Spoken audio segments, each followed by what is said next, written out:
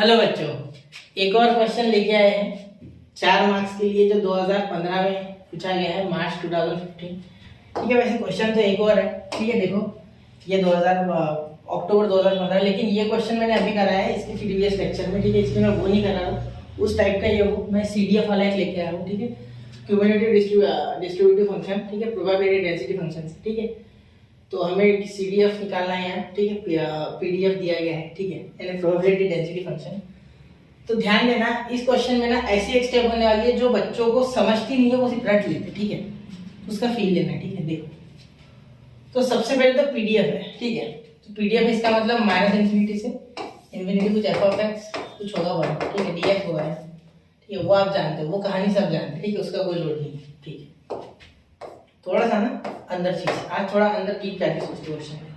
ठीक है, ये सोचिए छोड़ो, ये बहुत आसान है। ठीक है, ये इसका जो CDF वाला फंक्शन है, ठीक है, वो निकालना हमें थोड़ा सा एक तरफ आसान भी है सोचा जाए तो, और नहीं सोचोगे डायरेक्ट रट लोगे उस तरीके से तो आसान है। ठीक है, तो देखिए सबसे पहले तो यहाँ CDF जब आप निकालोगे, ठीक है, CDF की जब बात होगी यहाँ, ठीक है, तो इक्वल टू यहाँ लिखोगे आप माइनस इन्फिनिटी से x। अब क्यों लिखा, बहुत से बच्चे तो ये सोचते हैं। ठीक है, देखो ये निगेटिव है बेटा।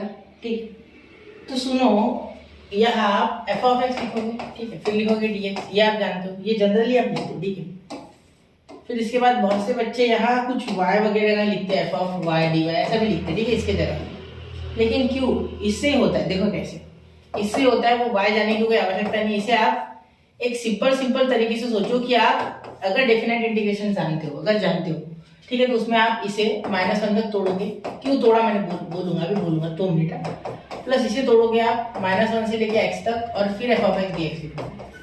अब मैंने इसे ऐसे क्यों लिखा, देखो -1 से अगर पीछे जाता है फंक्शन तो भी 0 आ रहा है, क्योंकि अदरवाइज में 0 है, और 2 के अगर आगे जाता है, जो कि यहाँ मैंने x लिया है तो उसका टेंशन नहीं है, तब भी 0 आता है। ठीक है, तो आगे जाने की कोई आवश्यकता नहीं है, पीछे जाना है हमें इसमें। ठीक है समझ लो, तो यहाँ माइनस इन्फिनिटी से तो -1 तक जो आंसर है वो 0 है। ठीक है, क्योंकि उधर ये फंक्शन अदरवाइज में चले जाएगा और 0 आ जाएगा। ठीक है, ये आपको समझना है इसमें मेन।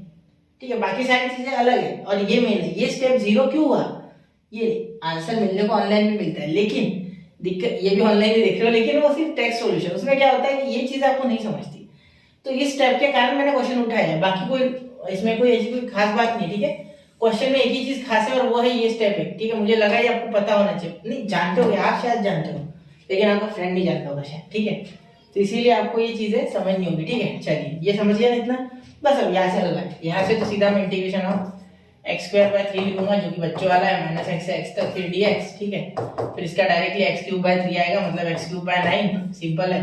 देखो x³/3 आएगा, ये 3 तो 1/3 कांस्टेंट बाहर, तो 3 3 9 x³/3 9, फिर यहाँ आएगा -1 से x, तो इसका मीनिंग हो गया, ध्यान से देखना, x³/9 तो आएगा ही, -1 का क्यूब। ठीक है, /9। ठीक है, तो आपका जो CDF आएगा, जो वो इधर लिखता हूँ, CDF जो आएगा वो आपका आएगा कुछ इस तरीके से, CDF है ना p(x). ठीक है, यहाँ 1/9, तो इसका क्यूब माइनस प्लस, तो ये हो जाएगा x³ + 1/9। ठीक है, कैसे आया सर, सोचो, -1 का जब क्यूब करोगे ना, तो क्यूब के कारण वो माइनस का क्यूब माइनस ही होता है। ठीक है, तो -1 ही आया होगा, तो -1 इंटू ये माइनस प्लस, एक बार 2 बार नहीं है, सिर्फ एक बार लिखो, x³ + 9 हो गया, CDF खत्म।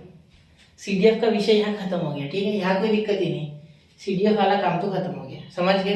ठीक, यहाँ तक क्लियर है मेरी बात, क्लियर। ठीक है, अब ये p(x) इसके साथ p(x) is greater less than 1, p(x) is less than 1, तो p इक्वल टू, अब इसमें एक चीज ध्यान रखना है कि जब भी x, ठीक है, x आपको लेस देन बोले 1 या 2 या 3 जो भी बोले, तो हमेशा इसे आप डायरेक्टली इक्वल टू बोल सकते हो। ठीक है, क्यों बोल सकते हो, क्योंकि इसका जो होता है ये इस तरीके से कुछ ग्राफ आता है, देखो समझो इस प्रोबेबिलिटी का। ठीक है, तो ये ग्राफ में ना जब आप इस पे जाओगे ना, इससे छोटा, तो इसके आसपास ही जाओगे, इसीलिए आप वो ले सकते हो वैल्यू। ठीक है, डिटेल में जानना है तो मैंने इस पे डिटेल लेक्चर बना के रखे हैं। ठीक है, वो आपको देखना पड़ेगा, वहां मैंने पूरा डिटेल बताया कि क्यों ऐसा करना है। ठीक है, क्वेश्चंस में भी बताया है और बेसिक में भी बताया, तो एक बार जरा क्वेश्चन देख लेना, इससे रिलेटेड समझ जाएगा। वैसे मैंने यहाँ बता दिया आपको, ट्रिक इतनी याद रखना सिर्फ कि अगर ये 1 हो 2 या कुछ भी हो यार, ठीक है, ये छोटा हो, x is greater less than बोले, ठीक है, तो आपको डायरेक्टली इक्वल टू 1 आप ले सकते हो, तो यहाँ पुट करो, ठीक है, तो आपको आंसर मिल जाएगा P of x is less than 1 का, तो यहाँ 1 का क्यूब 1 1 प्लस 1 2 2 अपॉन 9, ठीक है, आंसर आ गया। ठीक है, 1 का क्यूब 1 लिखना है ना, 1 का क्यूब प्लस 1 अपॉन 9, ठीक है, इसके सहारे CDF के। अब यहाँ इसके लिए तो आंसर 0 है बेटा, ठीक है। देखो p of x is greater than sorry less than equal to minus 2 के लिए आंसर 0 है, क्योंकि ये इसमें एग्जिस्ट ही नहीं कर रहा। देखो ये इसमें एग्जिस्ट ही नहीं कर रहा है, ठीक है, ये पहला ये दूसरा एग्जिस्ट नहीं कर रहा। देखो ये -1 -2 उसके पीछे, यानी अदरवाइज के लिए आंसर 0 था, लिख दो 0, ठीक है, ये फंक्शन ही 0 हो गया आपका। ठीक है, अब यहाँ देखिए इसके बाद चलिए आगे देखते, ठीक है, हमारा आगे क्या हो रहा है, चलिए देखते। यहाँ देखो p of x is greater then 0, तो ग्रेटर देन 0 है ना, 0 से बड़ी सारी, ठीक है, तो 0 सबसे छोटा ही होगा ना, सिंपल सी बात है, ठीक है। यानी ये देखो -1 से आगे कौन है 0, क्योंकि इससे आगे चीज से बड़ा चाहिए x, तो 0, तो एक काम करो ना 1 माइनस पी ऑफ 0 कर दो ना, बात नहीं समझे, 0 से अगर चाहिए आगे तो 1 2 भी लेना पड़ता ना, तो 1 2 2 क्यों करूं मैं ऐड, ठीक है, जबकि मैं डायरेक्टली यहाँ बोल सकता हूँ 1 माइनस पी ऑफ 0, पूरी प्रोबेबिलिटी तो 1 होगी, उसमें से प्रोबेबिलिटी ऑफ 0 माइनस कर दूंगा, क्योंकि देखो 1 2 ये बचेंगे, ठीक है, तो उससे अच्छा मैं डायरेक्ट कर रहा हूँ, ठीक है, 2 ले सकते हैं नहीं, ठीक, चलो देखो इस तरीके से याद रखो, शॉर्टकट है, ठीक है, आप कंफ्यूज मत होना, ठीक है, इसके लिए डिटेल लेक्चर देखोगे तब ज्यादा बेटर समझेगा ये, ठीक है, क्योंकि ये इतना आसान टॉपिक नहीं, आसान है लेकिन थोड़े इसमें कुछ बीच बीच में अटकने वाली चीजें, आप बोलोगे यहाँ बता दो, नहीं वो पॉसिबल नहीं है, वो थोड़ा लंबा है, ठीक है, तो ये देख लो सिर्फ, ठीक है, मैंने बताया है लॉन्ग लेक्चर्स में, ठीक है। तो पी ऑफ 0 यहाँ आप इसमें से ये माइनस कर दो, सिंपल सी बात है, ठीक है, तो यहाँ क्या लिखोगे पी ऑफ 0 0 लिखोगे, 0 माइनस 0 का क्यूब 0 0 प्लस 1 1 1/9, ठीक है, तो इसका आंसर हो जाएगा 8/9 मेरे हिसाब से, ठीक है, P of x is greater then 0, ठीक है।